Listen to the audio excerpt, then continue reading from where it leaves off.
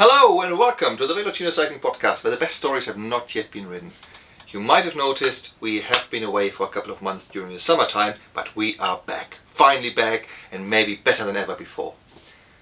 What can you expect? So we will have a couple of guests, actually a lot of fantastic guests from all aspects of the cycling universe. We have international guests, we have local guests, we have small businesses and medium-sized businesses.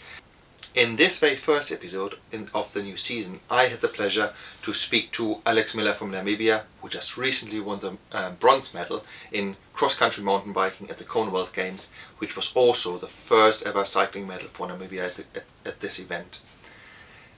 What can we learn? So first of all, I spoke to Alex about how he got into cycling, how it is to cycle in Namibia.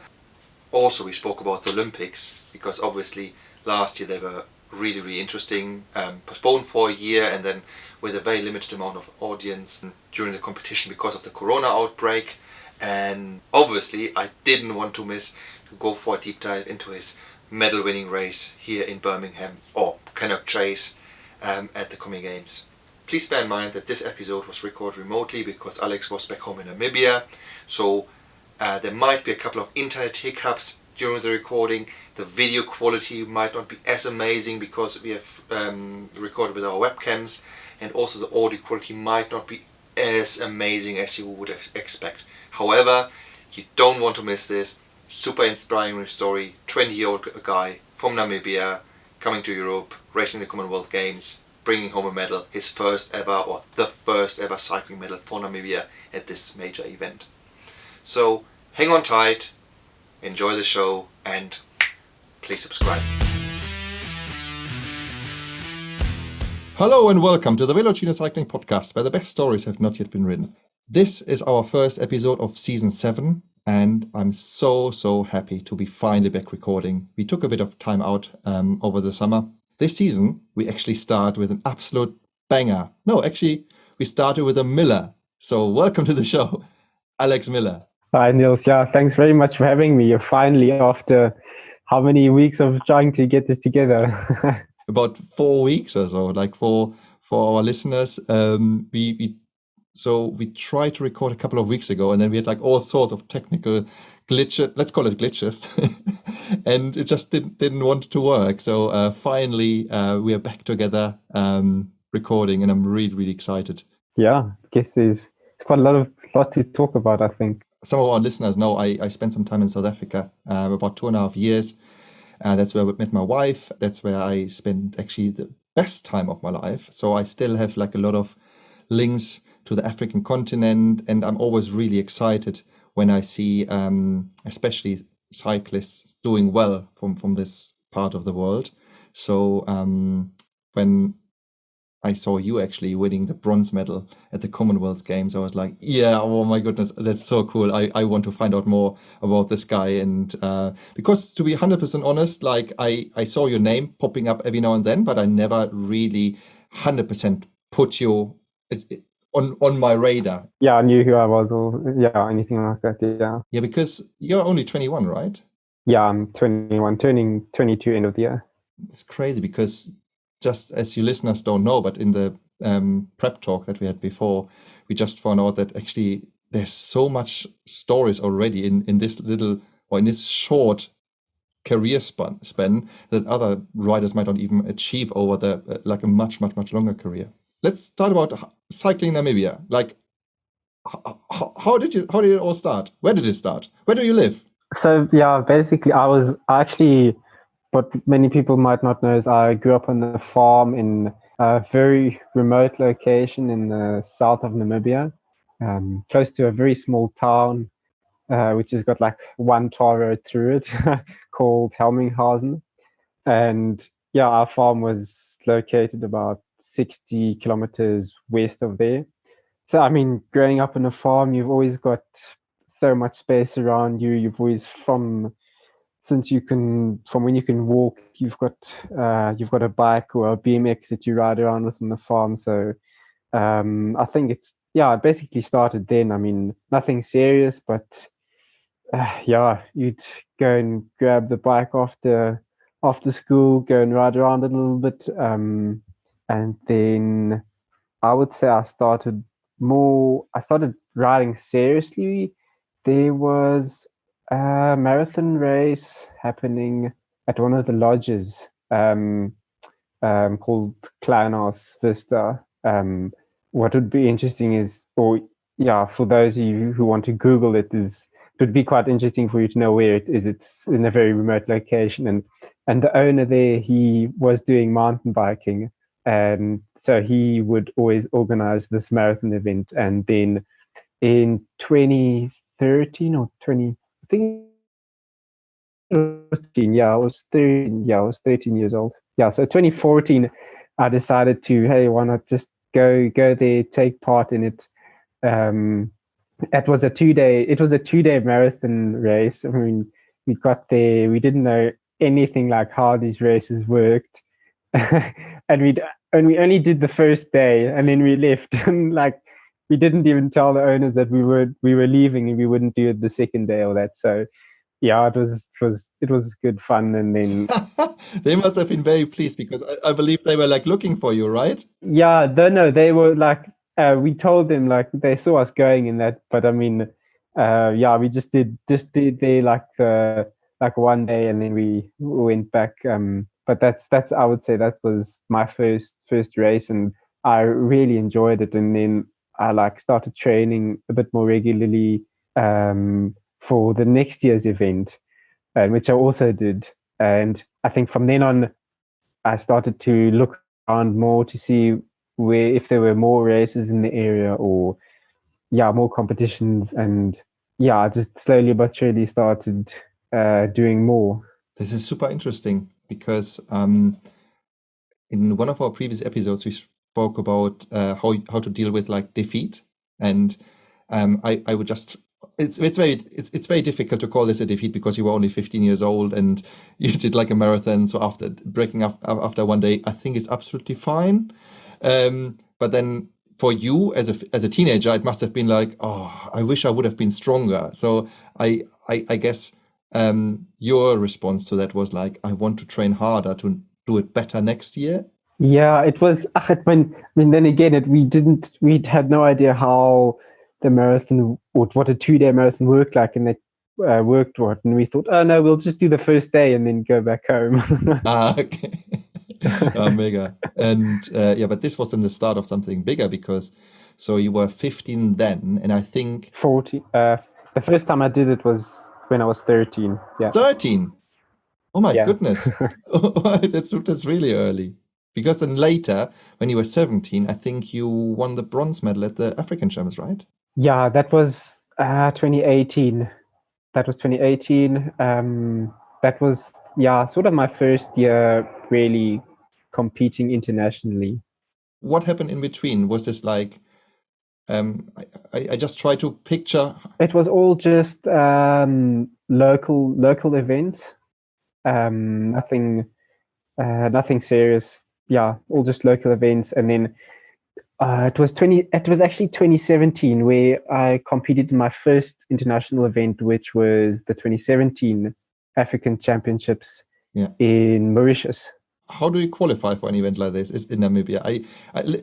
I guess most of our listeners don't know, and I have no idea how. Are there like a lot of mountain bikers, and then there's like a qualification event, and then they just pick one, or how does that work? Yeah, so we do actually have a fairly large cycling community if you take into the consideration the population size of Namibia. So yeah, it was all just thanks to me competing in local races, and then the people in charge of the National Cycling Federation recognizing me. And yeah, the races leading up to that, I think I would be like first or second junior most of the races. So I think they sort of had me on their radar then already, and that's how I got selected to represent at the African Champs in Mauritius.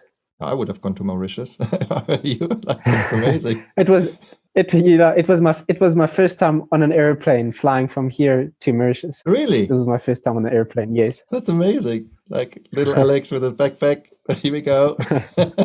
That's so cool. Yeah. But you mentioned something that considering the how sparse the country is, like in terms of like population, there are quite a lot of cyclists actually that come from your home country. Like I just think of like Dan Craven.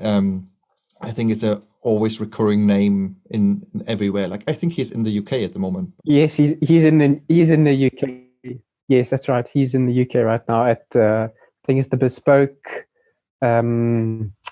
workshop that's happening in London. Yeah, I saw it. I'm following him on Instagram. So I think if you're interested in bikes from the Namibian country, from the African continent, from Namibia, just check out Onguza Cycles or Dan Craven's Instagram. I think there's quite a lot of interesting things and background stories to all of this. It's a very, very, very inspiring story. If you go and have a look and read about that, it's nice to see something come out of Namibia at that level. So very inspiring. Absolutely fantastic. Yeah, I'm really, really stoked about that. But then also other riders like Vera Loza or Tristan de Lange, stuff like that. So like people like that. So considering there are quite some people that come from Namibia that have reached at least fame in the international cycling scene, which I think is really, really cool. Yeah, and obviously you. So which is really cool. Yeah. But you're not all from the same area, right? Most of the cycling community is based around Windhoek, and like I said, like we've talked about, it's for the population size in Namibia. I think we are about 2.6 million people living in Namibia, and yeah, I mean, I don't know how many people are living in Cape Town now, but it just goes to show we've got a very good cycling community among us, and yeah, it's everyone. It's like everyone knows everyone, so to say, and it's really good to then take part in local events where you meet friends again, and like after the race you socialize, you have a braai, and it's very good, and we're very lucky to have that, I must say, because with me being racing overseas the last 2 years, also you get to notice how I guess it's just like because there's so many more people doing it, everyone does their own thing, and then when you come back here you actually really appreciate what we've got. I can imagine. Also, you mentioned the braai. So to our listeners who don't know, you might know, everybody should know. It's basically a barbecue. But I remember very well my very first braai that I ever had. I had no expectations. I thought like, oh, it will be like little sausages and stuff. And then honestly, like this person came and put like the biggest sausage ever on the barbecue, on the braai, I'm sorry. It basically filled the whole thing. I was like, this is a sausage. Yeah, that's how we do it here. Absolutely loved it. Super cool. We mentioned now Cape Town a couple of times. Do you often go over to South Africa to go riding there as well, or is this mainly like the local scene that you mentioned, mainly in Namibia? Like the local scene, and talking about the braai, is mainly the local scene. I do also go over to South Africa every now and again, mainly to race races there. Some of the marathons like Tankwa Trek and some of the South African National Cross Country Series as well. But that'll be mostly it. Did you ever do the Cape Epic? No, I haven't done the Cape Epic yet. I'm very keen to do it next year, hopefully. Something I'd really be looking forward to. That's so cool. Like when I was living there, that was always like the pinnacle. We always wanted to do it, me and my wife at that time. I'm actually quite happy that we never made it, because I don't know if I actually would have survived it. But yeah, it's a fantastic event. I think it's 7 stages and always point to point. So the race village is basically moving with you from one place to the other, which is really, really cool. If you haven't heard about that, definitely Google it. Yeah, very good. You get to see a lot of the scenery around it as well. Well, it depends how hard you're riding. Is there anyone where you would think like, oh, because you always have to do it in a team of two. Is there anyone where you think like, oh, I would love to do it with this person? Not yet. There are like maybe one or two people I would be like really keen to do it with, but yeah, at my stage still, for me it would still be about getting a good result in that, because I still want to measure myself against the best that ride there in that. So for me it would still be about that. And I mean, it's at the moment, it's for me, racing against those guys is fun. I really enjoy it. So yeah. Yeah, so basically learning a little bit as well then from slightly more experienced More riders experienced. in terms of Yeah, time exactly. and age, I guess. I mean, yeah, I always wonder, like when you ride in a team of two, like for me, it would have been my wife because I would have to, like there would be no discussion. She would be my team partner. But when you would have the free choice, would you, I guess, would you rather take a rider that is very similar to your style, or would you rather ride with a rider who is better in things where you are maybe not so good? I think you have to be careful with choosing a partner, because obviously, I mean, obviously it's going to be hard if he's the stronger one the whole time, and then you're definitely in for some pain. But it's also very important to choose someone you get along with well. After, I mean, after the first day, if you don't get along well, then it's just going to end badly. You're not going to enjoy it. And yeah, so it's you have to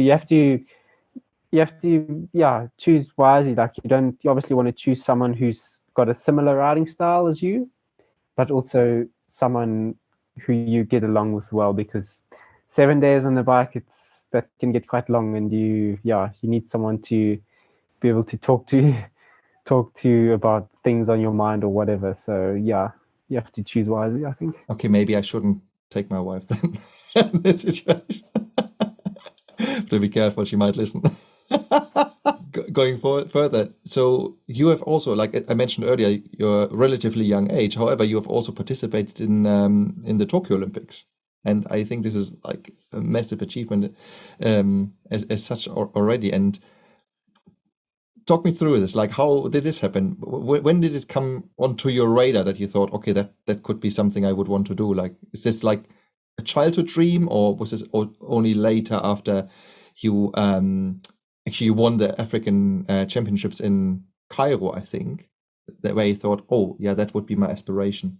I wouldn't say it started there. I mean, yeah, a long time ago. I mean, when I was little, my older brother, he said, yeah, one day he's going to go to the Olympics and that, and I was just like, that would be so cool. And so I would say, like, from a young age, I had it in mind, but I never actually thought about it while I was riding or stuff like that. Um, I only I only started realizing that it could become a reality after the 2019 African Champs, which were actually hosted here in Windhoek. And because the 2019 African Champs were a qualifying event for Tokyo 2020, I was upgraded to elite, because at the time I was still under 23. So I upgraded to elite, and I finished third there, which eventually got a spot for Namibia in the mountain bike race. So there was just one spot, basically. That was just one spot for Namibia at the mountain bike race. Yes. And that makes it now interesting, because I think then there was like, there might be other riders as well that I might not do justice with this, but I think there was only, as main contenders, you and Tristan de Lange who were going to go, and then I think there were like about 4 qualifying races, and it was a bit of a nail-biting thing between the two of you. Yes. Yeah, it was a good. It was mainly Tristan and myself going for the spot. Yeah, it was like you said, it was quite nail biting, and Tristan he was so strong, and he's still so strong. He's such a good competitor. He races well. I really enjoy racing against him. And yeah, like you said, it was close. I think I won one, and then he won, and then I won, and then yeah, something like that. But then eventually, I managed to qualify. So yeah, it was a good fight, to say the least. Mega cool. But then also Tristan also qualified on the road, because I think the main qualification person, oh my goodness, what's in English? The main qualificant. Yeah, the main qualificant. I'm actually not sure. Yeah, The main contender. yeah, the main was contender. Yeah, true. right was then Craven, and unluckily for him, really unluckily, he I think then got COVID, and then Tristan was able to secure his spot, which I think then in retrospect for the two of you, there was a positive outcome that both of you could represent, because both of you also ride cross country and road. Yeah, no, it definitely turned out well, well for both of us. Unluckily for Dan, but yeah, it was lucky. He was put on the reserve spot, and then yeah, when Dan tested positive, he got the go ahead to go. I don't know if you know the story, but a couple of years ago, I think it was during the Rio Olympics, is when Dan's social media got quite wild during his races, because if I remember right, when he gave his other half the instructions, whenever he looks into the camera, that she should tweet "Hi Mum" or something like this.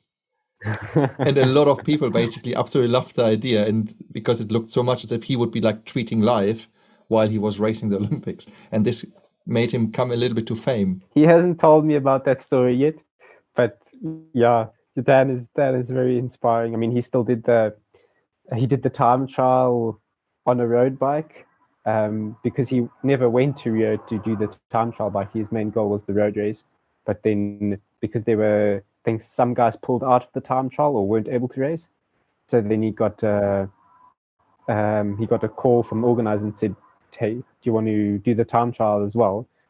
Then I can still remember him telling me the story. He said at first he said no, because he would look like a fool then doing the time trial on the road bike. So he then hung up, and then he actually thought about it, and you're like, I mean, you're at the Olympics. Why not just say yes? Why not? And so yeah, I find it very inspiring and really, yeah, very very interesting guy. Yeah. Yeah, that's when I read about him for the first time, and I really hope, if he's listening to this, I really hope I had remembered the story correctly with this tweeting and stuff, because I thought it was really refreshing and really interesting. I think to remember that a lot of people pulled out because there were so many crashes on the road race, where then people said like, no, we're not, like, we're out, we're just injured, and yeah. So anyhow, Tokyo. Let's talk about you. So you qualified. You went to Tokyo. The most interesting Olympics, I guess, or like one of the most interesting Olympics, just because of the situation the whole world was in. I guess, like, with very limited amount of spectators. I guess, like, with very strict controls in the Olympic Village, strict controls, I guess, when it came to competitions. How was that? Yeah, it was very, like you said, it was quite unique in a way. Those being my first Olympics, I couldn't really, how do you say, compare them to anything else. But just getting ready beforehand, because I was it was 2021, so I was in Europe racing for my team. And yeah, just getting all the stuff ready before, and like COVID tests when you have to do them. I mean, we had to do one each day basically. Flight tickets, all the correct documentation. I mean, traveling now, you look back in that, you're like, oh, why that was, it was so complicated. um, but it was, eventually it got there. Very, very exciting times. Like you said, a lot of controls.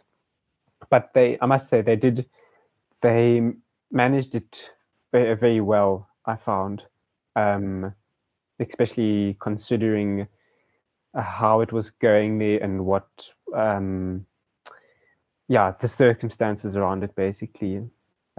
It was very, we actually didn't stay in the main village. So I landed in Tokyo and then got a bus directly to the smaller village where all the mountain bikers stayed. It was about 3 hours south of Tokyo. Um, it was it had previously been like a golf estate, so it was very nice. We had a lot of space in that. We weren't allowed to go outside, of course. I mean, for training we were, luckily, but other than that, not. The people are so friendly in Japan. It was so nice to see. I mean, I can't say I've met friendlier people before. Um, and just being in the village with other guys you've looked up look up to since you've started. It's quite a surreal experience. Does this guy, or did I, well, the circumstances obviously were a bit difficult with COVID and stuff, but did this give you like a little bit of the feeling of like racing locally almost? Because all of a sudden all your racers are like together in this little village, um, having the same aim and stuff. Yeah, I must admit, it didn't, because I landed there and I went directly to our much smaller village. Um, we went after the games, or after our event. We did go to the main village for 2 nights, but we'll talk about that later. Because I went directly to our small village, we didn't get to see like all the main village that had been built specifically for Tokyo 2020. And so it did, being there the days before the event, it did make it feel like uh, you were not at such a big event. It was just strange, yeah. But then all the big bangers are there, right? Like Nino Schurter, like Tom Pidcock, Mathieu van der Poel and stuff. Like, oh, they're all hanging out here. So cool. Exactly, yes. I know. Then you do realize, like, hey, it is actually you are actually at Olympics. But then again, I had raced against these guys previously in some of the previous races, like in Swiss Cups and that in Europe. So yeah, it did feel smaller than it was actually. Crazy. Did you have also these cardboard beds? Yes, they were actually some of the most comfortable beds I've slept on. Crazy. Yeah. Yeah, like the media here in Europe, they went like a massive thing out of this. Like, oh my goodness, our athletes have to sleep on like paper beds and stuff. And I'm like, really? If it would be really rubbish, they wouldn't do that. No, they were very comfortable. The best thing is you can take them home in your hand luggage. So how was it then at the start line? I don't know, like what kind of rider are you? Are you somebody who stays waits at the start line and is immediately focused and just focus on the job at hand, or is it like, I don't want you to give too much away to your competition, but is it like, oh my goodness, these are the Olympics, all eyes are on us? How are you? What are you thinking? Obviously, before a race like that, um, I try not to think too much. It's just better to focus on you as a rider. You know what you have to do. You know what you have to eat. You know your routines beforehand. So you just try to focus on doing that and doing that correctly. Um, because if you start overthinking, then it just sometimes it can end badly. Some people handle it well. Sometimes it can end badly. But I just generally tend to focus on what needs to be done. And luckily, during the race, I must say I found it very humid. Um, coming from, I just come from Europe, so yeah, Tokyo was definitely a lot more humid. So I did struggle a little bit, but yeah, other than that, it was actually a good race. Yeah, I heard about the humidity quite a lot because I'm still following my some of my friends from back then when I was doing canoeing, and the German team, they were doing, I think, not as well as they were hoping to do. And as far as I heard, is they arrived relatively short to the actual event, and then they struggled quite a lot with this humidity as well. So that must have been like almost like a slap in the face when you arrived there. Yeah, no, that's really cool. For me, I always like to ask this question about how people, what the state of mind of people is that are at the start line, because I was always, well, back then in canoeing, but not also now also when I do like these amateur or hobby races, a person where I'm 100% prepared. I know what's going to come. I should do exactly what I always did because it always worked. But no, I'm always changing something on the night before because I always think like, oh my goodness, but that would be so much better. And if I don't do that, I would be like really angry with myself that I didn't change. So, so I'm always like, I love it to hear from people that are actually achieving what and doing very well in their sport, like that they're like, no, stick to what you know. Yeah, I think a lot has to do with like trial and error and experience from over the past. So um, you get to learn what's right and what's wrong in your routine. And besides the humidity, like where you the event, was it a good event? Did it work well? Was it how you expected it? I mean, like Mathieu van der Poel, I guess had a different game plan. To the listeners that don't remember, he basically came off quite badly because I think to remember that there was a ramp in the training laps and down a rock, and during the race they have removed the ramp that you actually had to jump the rock. Yeah, so the race itself was, yeah, I mean, it's like a cross country full gas from the start. I'm yeah, I was so annoyed with myself because like during some of the laps, I made a few silly mistakes, and I came off the bike once, but other than that, I was generally hoping I would have been happy with maybe like a few more positions ahead from where I finished. But then again, you're racing against the best of the best, so yeah, it's not going to be easy. Yeah, that's what I thought.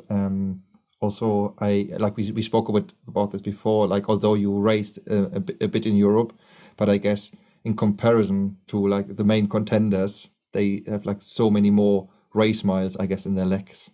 And also they know each other, I guess, a bit better. Everybody knows like what they are good in, what they're not. And I guess for you, although you raced a bit in Europe, it might be still a bit the outsider role where you're like, okay, well, I know this person is good, but I don't know what this person is good at, really, right? I can imagine. No, for sure. I mean, those guys, they've been racing World Cups, yeah, the last 10 years, and yeah, getting used to that level takes a lot of time. Yeah, especially Nino Shorter. Like he is like multiple world champ. I don't even know. I don't even know how often, but it felt like over a decade he was always there at least. Yeah, I think he won his. I think it was his 10th world champs this year. Crazy. Yeah, that might be it.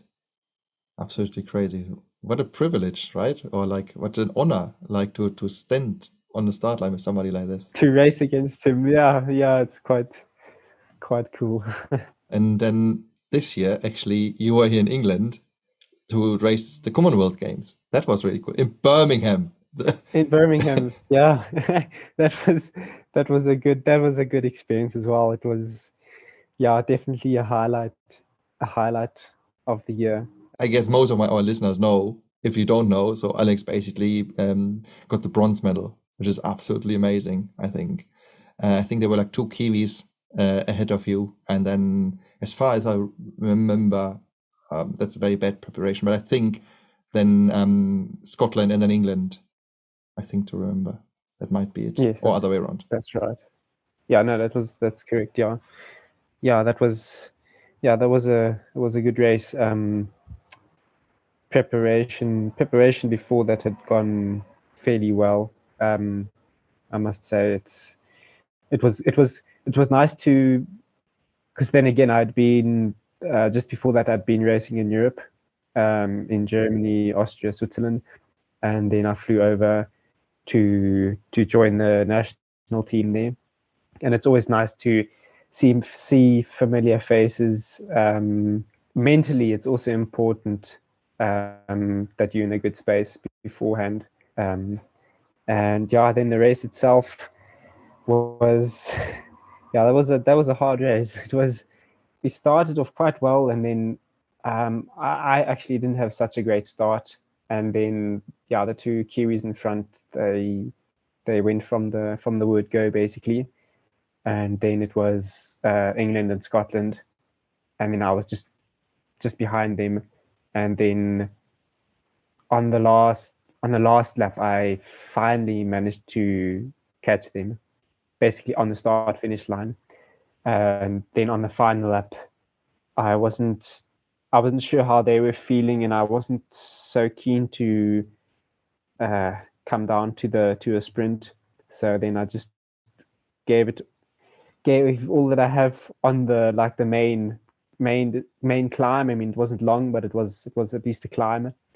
And then yeah, when I put foot down there and then checked around, you as a rider, you get a very cool feeling when you see there's a gap to the guy behind you, and then it just like it really motivates you, and then all of a sudden you can push harder, um and yeah, seeing that gap then really motivated me, and I just while I was ahead of them, I just tried not to think that I was in third, that I like was in the middle position. I just did, just carry on, like focus on the trail, don't do any mistakes now, and yeah, luckily it turned out well. Was this the moment where you knew I got this? It was yeah, it. I had a very good feeling, but then again, it's the race is only over when it's over. Um, I still had like we still had like 2 kilometers, 1.5, 2 kilometers to ride, and yeah, in that time you just try to focus on the trail, what's ahead of you, try not to make any mistakes, and yeah, full gas. Yes. So to our listeners, before this call, we spoke a little bit about that. Often you crash in moments when you don't expect it. It's like completely unexpected situations. So luckily, nothing happened there. But that was absolutely amazing. What I think is like I never raced cross country. Well, here in the woods against my friends, but not like a proper race. And I always think there's so many things that are playing a factor here as well. First of all, there's so many parts in the race where you actually can't overtake because it's just too narrow. And I always think it's remarkable because you also have to be like this extra power or extra fitness exactly at the time when there is a part where you actually can overtake, and then at the same time the other person might be just like snoozing a little bit, right? And I Yeah, just yeah, super interesting. yeah, yeah. No, there are definitely lot of other factors that go into racing.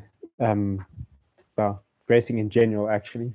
If you compare to road cycling, do you in cross country you also need quite a lot of upper body strength and stuff, right? Like I guess because it's just so much more. For me, it looks just so much more dynamic than on the road. Yeah, for sure. You do definitely benefit from a stronger upper body and core strength. You do generally you see a lot of road riders.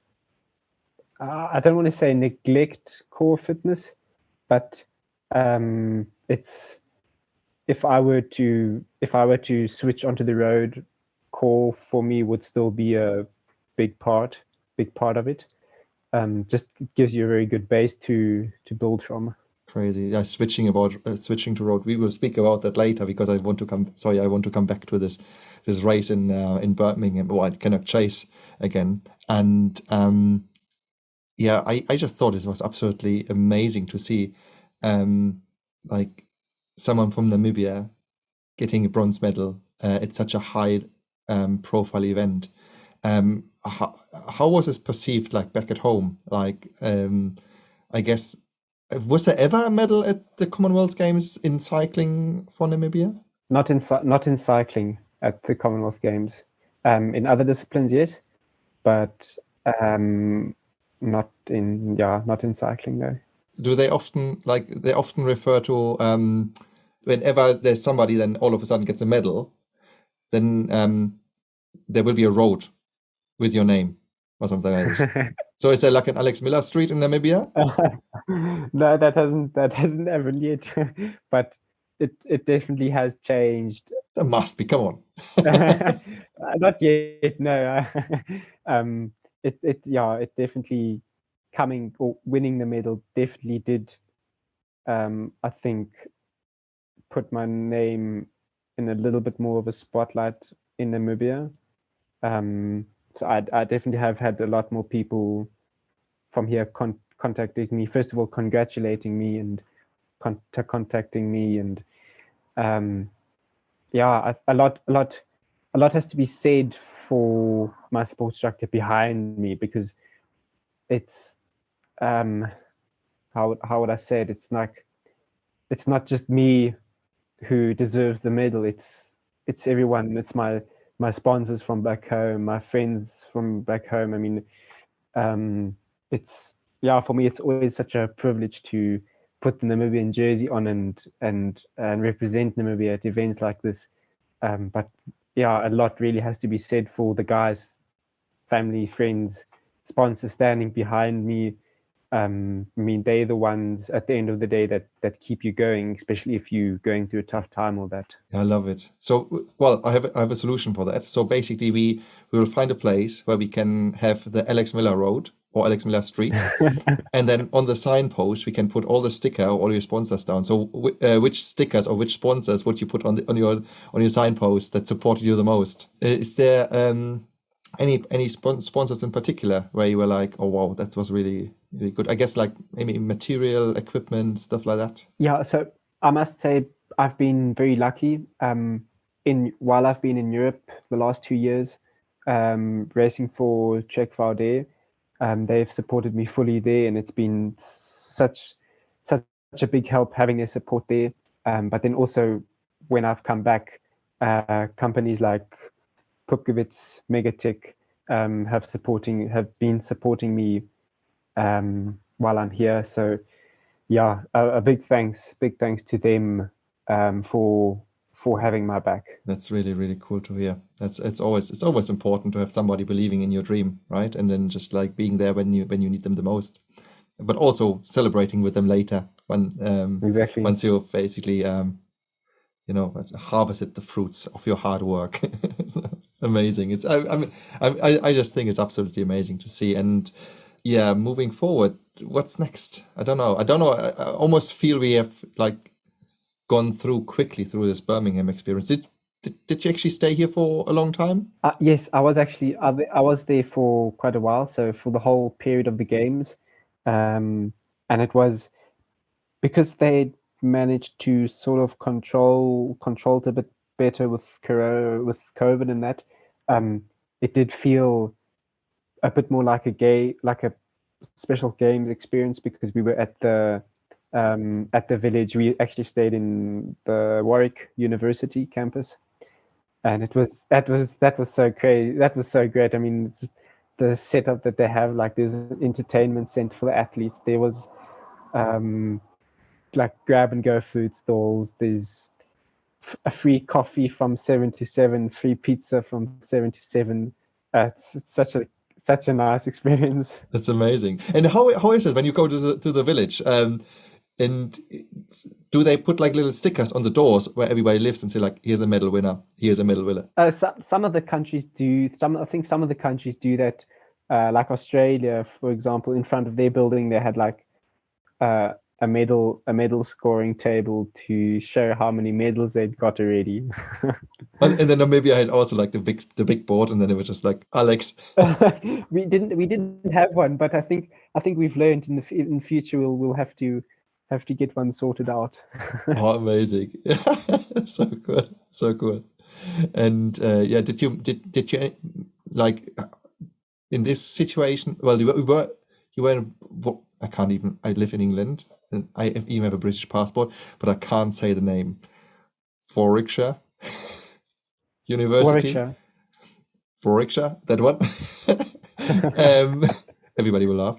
Was this where most of the athletes were staying, like cross discipline, or mainly cyclists? So there were 3 villages in total. We were, yeah, like I said, we were staying in Warwickshire, and it was in that village. It was the cyclists, the rugby players, the boxers. I think, lawn bowls. Oh, that's my sport. Lawn bowls. There's this running gag here amongst my friends, because every time there's a major event, I always try to identify a sport where weight and age doesn't matter, and then I try to become good in that, and it never works.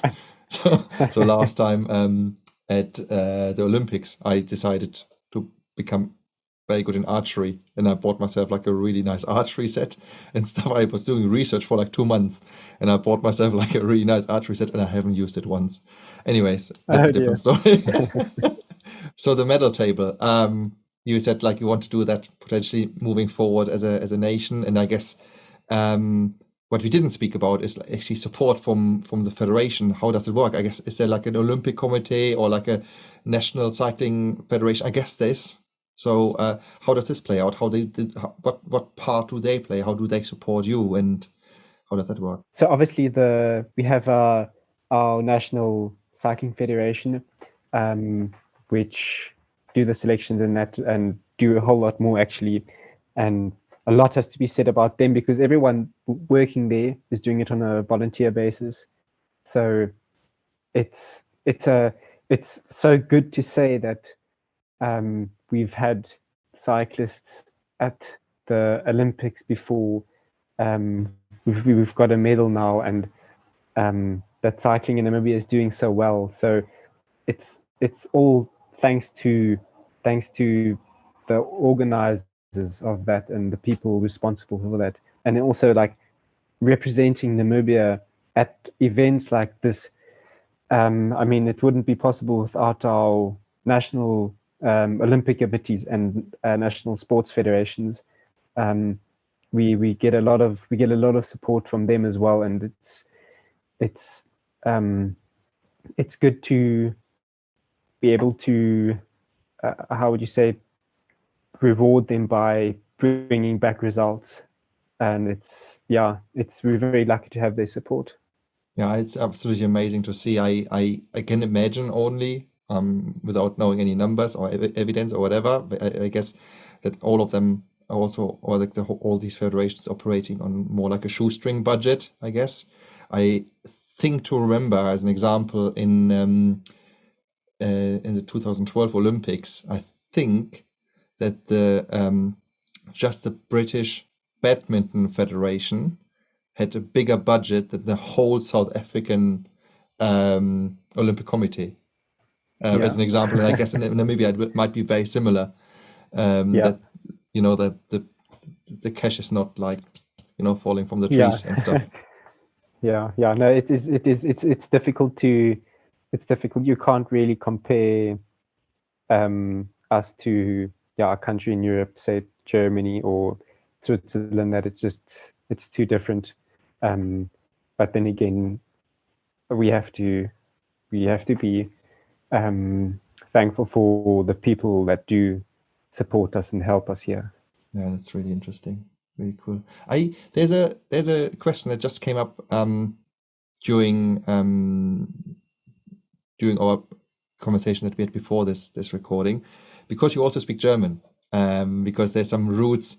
I think it was your dad's mom that was born in Germany, actually. Yes. And I can completely see like how much you love Namibia and how thankful and grateful you are. But did this ever cross your mind to potentially like try to start for another country or something like this? Or is this a completely frowned upon question? No, no, definitely not. Yeah, I mean it's yeah. Because I've been lucky enough to like visit a lot of places and be in Europe the last 2 years. Um, you get to uh, you get to really you get to see that the grass is not always green on the other side, if I can put it like that. So it's always nice to then come back home because I mean home is always it's always home, and it's always where where you feel at home and you're with friends and family. But considering my professional career, I would still look at moving to somewhere closer by in Europe because as a African rider, racing in Europe is just it's so hard. It's trying to first of all trying to get there, most trying to get to events, and then obviously you have to perform there as well, and then trying to get into contact with teams. Um, it's I mean for the teams to provide a contract with you. I mean, you as an African rider, it's quite a hassle for them to then like cover visa issues and stuff like that. So it's difficult, and it's also because you're in a different country, you have to be able to adapt well. Um, I've been lucky to see now what it is like, being there a bit more often. Um, but then again, it all comes back down to what you want to be doing. If you want to be racing this as a profession, it's for me, it's important to do what I love doing or to enjoy what I do. Yeah, that was very well in line with like the next question that I had like in the back of my mind because I always wonder like you've done so well, you're so young. So basically, I always wonder what's next, what's the next step. And as you mentioned, like moving or like going to Europe to race with the big hitters on a very regular basis, always competing against them, which should eventually result also like in then a much different race fitness, I guess. Um, what stops it? Is it the visa situation you think, or is it like do you think I don't know I don't know like I would think like bronze at the Commonwealth Games, everybody wants him. Yeah, no, I think because I think yeah, the bronze at Commonwealth Games are because so many countries in Europe are not part of the Commonwealth Games. Yeah, Um, it's I don't think they view it as being as valuable as say a world champs medal yeah, or something like that. Um, but yeah, I think it's a whole combination of factors making it difficult. Obviously, visa and that mm, is there, and then just the traveling beforehand, before yeah, events, um, costs to get there, costs to stay there. yeah, It all adds up in the end of the day.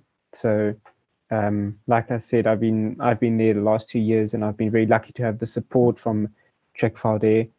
yeah. It's really opened my eyes to see what it's like there racing there. Where were you based? I was based in Austria, close to Innsbruck. Oh, nice. Yeah, it was very nice. It was very I very can nice. imagine. Yeah, like Austria is beautiful. Yeah, it's very beautiful. Is this like the like an area where like a lot of pro riders are based, or is this more in mountain biking that most of the European riders actually train where they're from? Because in road cycling, a lot of people like move to like the Girona area, as far as I know. Yes, so I moved there because initially two or three of my teammates came from that area, and it just made sense having teammates around you, people you know. That's why I was sort of based there. And then I just mentioned Girona because you also do road cycling.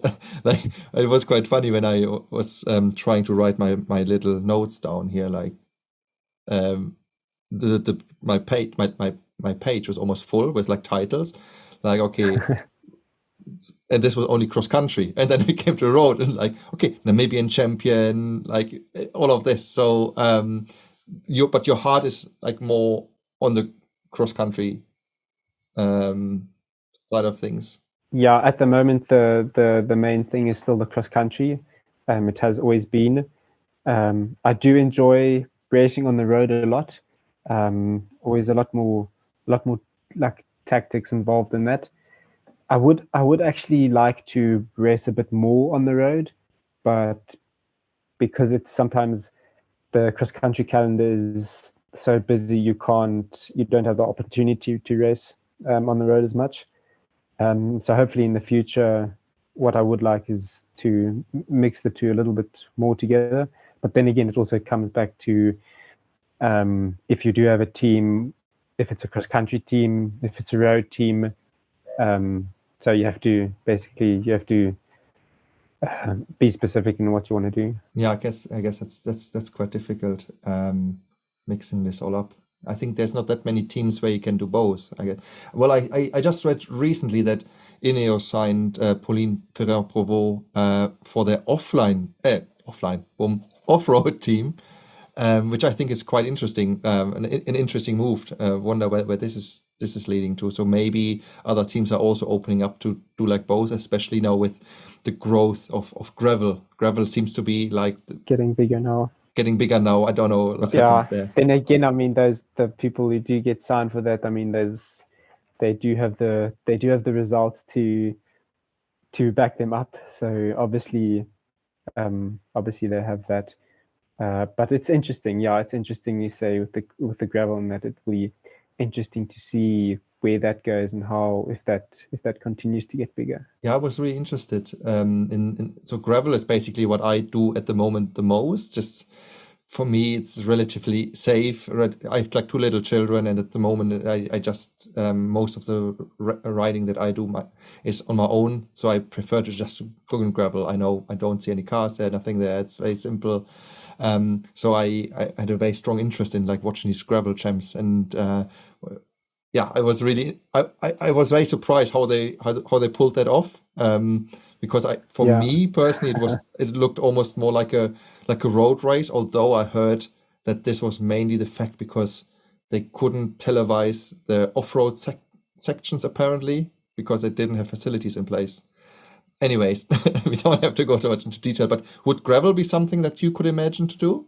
It would definitely be something I'd be willing to try. I think if you have the road background from it, I think you'll benefit a lot from it just because you have the volume in the legs.